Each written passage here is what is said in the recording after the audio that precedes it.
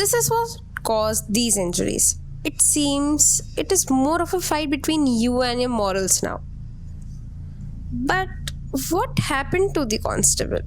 Is he okay now or he died on spot?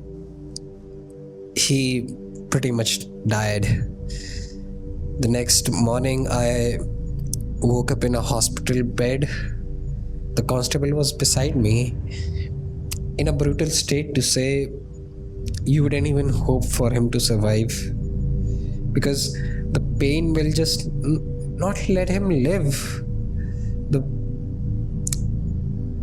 view was the only word I got is brutal. The police were there of course, to ask me about the incident. I told them it was a drunk and drive case. The constable was too drunk to drive, and I guess they believed and closed that case there. I was thinking about them finding the mirror shards, but I guess the pieces of mirror have already penetrated the constable along with the windshield pieces.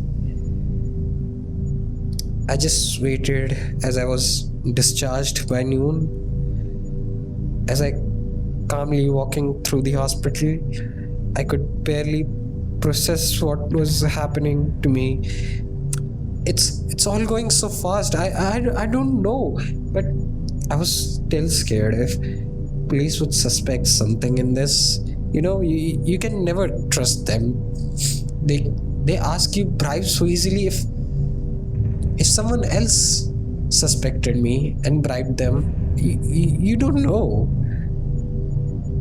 So I had to do something, and I did with my article again.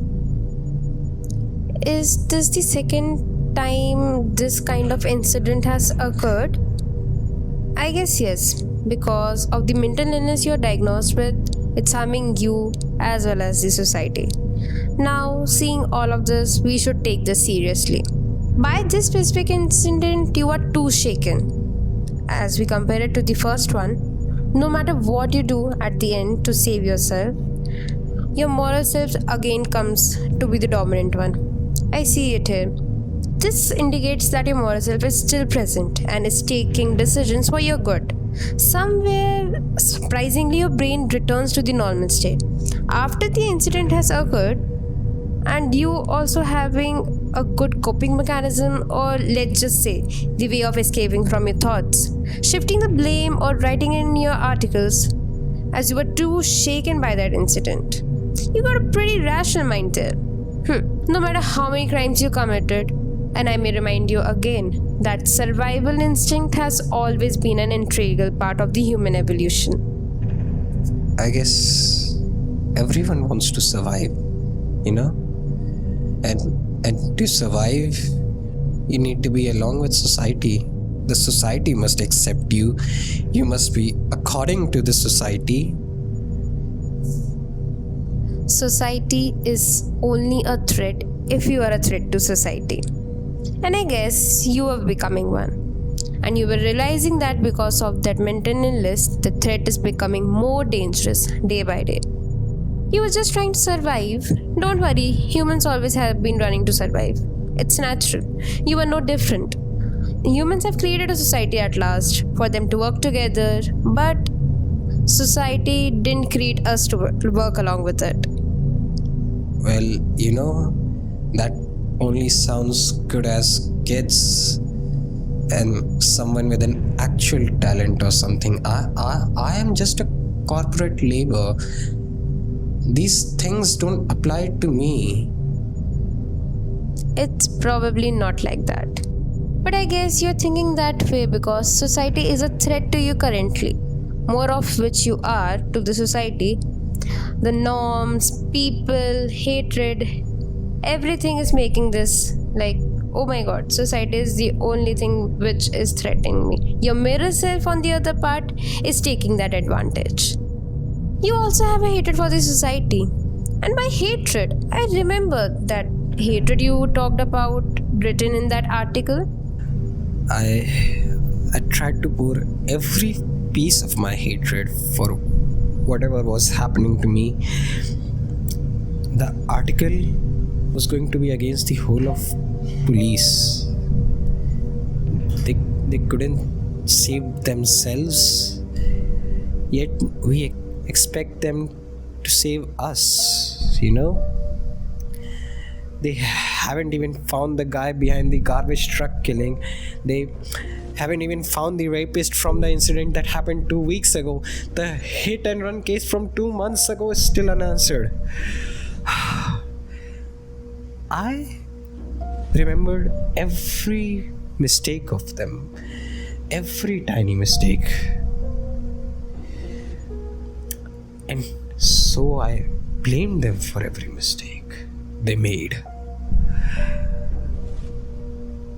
The article was going to be something risky.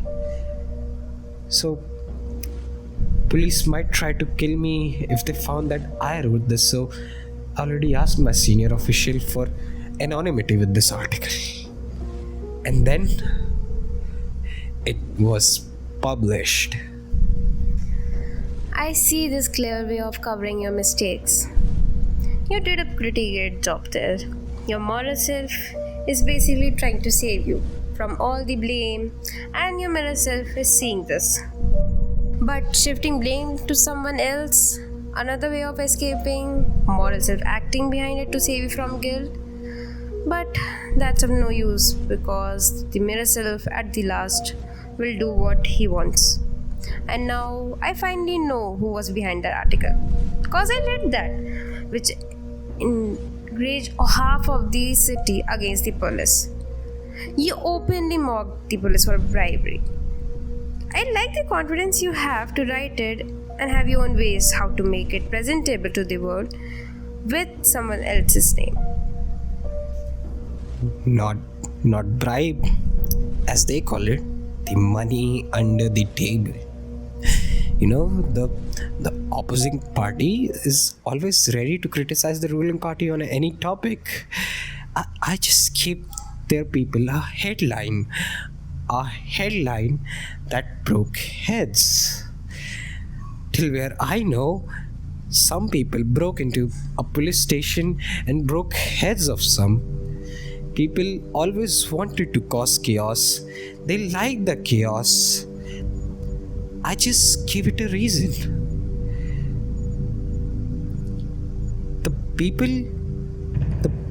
The same people the police couldn't keep safe are now the reason the police themselves are not safe, Just praise the irony. Politics and all, huh? I like that. Chaos is an everyday thing to them, especially with this fight between the parties. It's all okay, but what was the point of all of this? I don't know the point myself, but first of all, the police would be too busy handling this. They won't have time to look at my mess or any other mess. Besides, you know what? When I was in the hospital, already heard that no fingerprints were on the garbage truck body. The neck was too brutally crushed. I was clear out of the way anyway. But I couldn't let them run away from my anger or frustration or whatever. Now that they are busy handling the chaos and everything happening around them, that means you're safe now. This is what I think, at least. Anyways, you wrote the article and unexpectedly, against all the odds, everything came in your favor. Then whom are you fearing now? I mean, what made you feel frustrated now? Is it him again? Yes, my mirror self. He had every right to call me a monster now.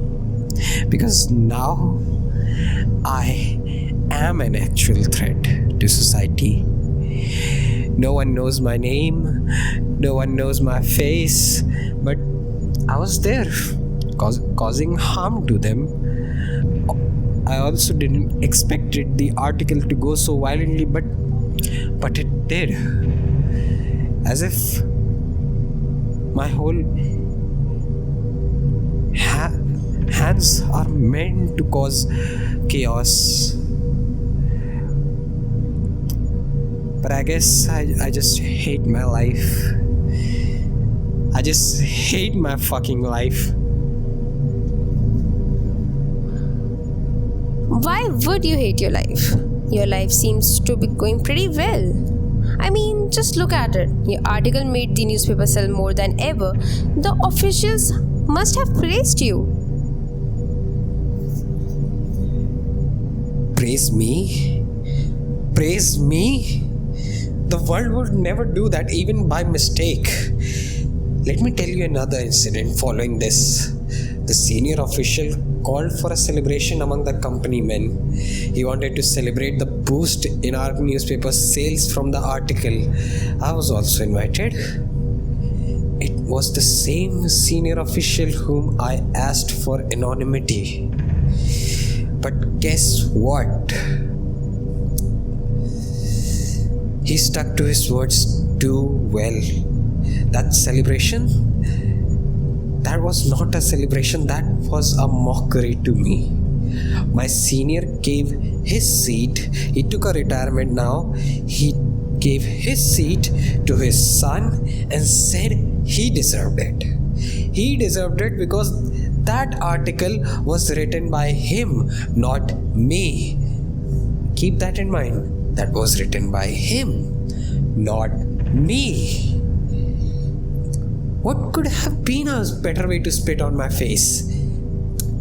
If I could, I would have killed him with my bare hands.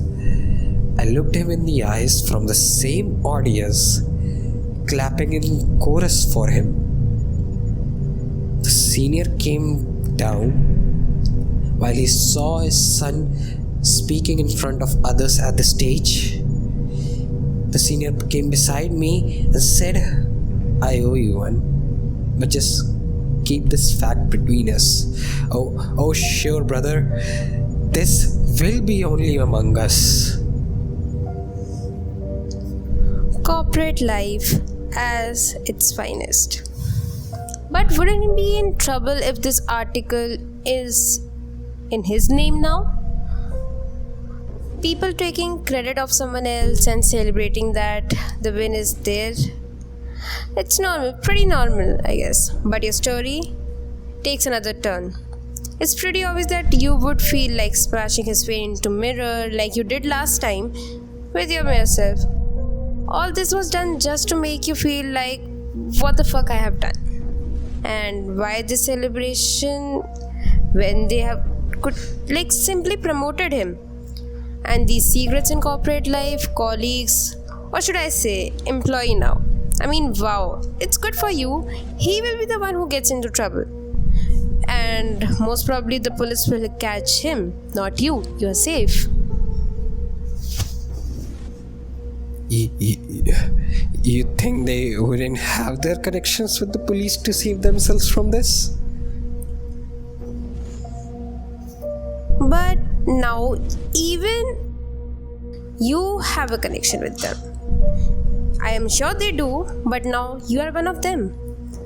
At least now. I mean, they actually owe you one. Don't trust them, buddy. They are news writers. You never know when they will prove their own bold statements wrong. By statements, I remember there is someone else whom I have yet to face. You guessed it, my mirror self.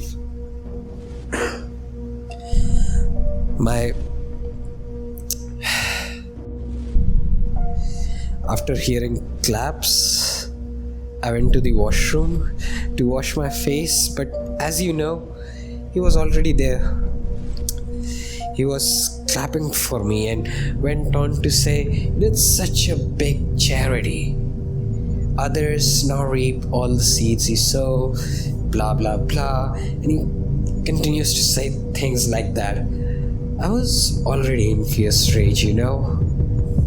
I want to end his life that instant. But this time, when I went to smash my head, I couldn't. He stopped me. He stopped me by holding my head with his arms stretched out. I knew it was my imagination. I always knew he didn't exist for others, but now I could physically feel him. I could feel him stopping my head with his arms. He gave me that creepy smile, which just kept growing and growing until I realized he was actually getting closer, only to smash his head onto mine. I was pushed back by that jump scare, and then I saw he was out of the mirror completely as a whole human. I was too scared to comprehend this. He again held my head, smashed it in the toilet door, which definitely hit harder. I was a little unconscious there, but I could see him coming to me again to brutally beat me again. But I, at my tiniest will to live, held his hands, kicked him away, and proceeded to smash his head onto the wash basin again and again and again until my hands turned red. Looking at my hands, I could feel my head was spinning. But once it came to stop, I wished to look upon the hopeless corpse of the mirror man. But damn my luck, it was again some stranger. I sat there sitting for a few moments laughing at my life. Like, I've got no words to say for it. It was something I wouldn't even see in my nightmares. But I couldn't be lying there with a corpse, right? I left him, washed myself, left. But as I left towards the exit, I felt colder and colder, as if my hands would start shivering at any moment. But I somehow made it to the exit, alive, I guess, in a pint of sanity. I guess no, but because just after leaving, I could see a girl approaching from afar. But I wanted to see clearly. I rubbed my eyes, and guess who was back?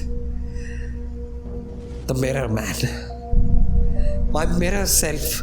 One sight of him was enough to make me dash towards him. My desire to kill him was so much that I picked up the nearest dustbin and kept running towards him until he fell. Still, the rascal dared to smile at my face, looked at that smile for the last time before I went to beat him to death by smashing that dustbin on his face again and again and again. But no, he still didn't exist. Guess what? I just beated a police officer to death in public. The policeman was trying to save the girl. But from a creep like me, but his death was destined in my hands. I looked around the people, and people were just staring at me. Many had called the police and must be in its way, but meanwhile I looked at myself. I looked at my life, which I hate the most now. I just wanted some help from someone. Save me from him. Save me from him. I just sat there on the sidewalk beside that disfigured face and kept on shouting, "Help! Somebody help!"